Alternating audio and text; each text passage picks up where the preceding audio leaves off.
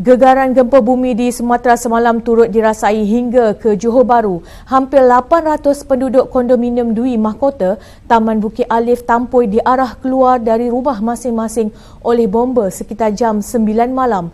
Terdahulu, 10 anggota bomba bergegas ke bangunan terbabit sejuruh menerima aduan gegaran daripada pengerusi kondominium itu.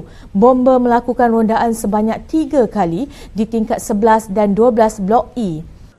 Saya pun dah berbincang dengan pihak polis bersama dengan owner pengurusan kondo ni dan juga wakil penduduk yang membuat laporan tadi, dan kita dah berbincang bersama. Selama 2 jam kita berada kat sini, tak ada lagi berlakunya gegaran, berlakunya susulan gegaran, dan kita boleh beranggapan kita tamat korporasi kita dan kita rasa bangunan ni masih lagi selamatlah. Tapi saya pun dah maklum kepada pihak polis dan juga maklum kepada pengurusan bangunan ini tadi supaya mereka ni mendapatkan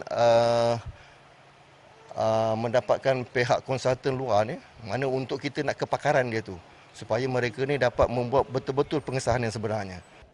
Semua penghuni dibenarkan pulang ke kediaman masing-masing kira-kira jam 11.30 malam.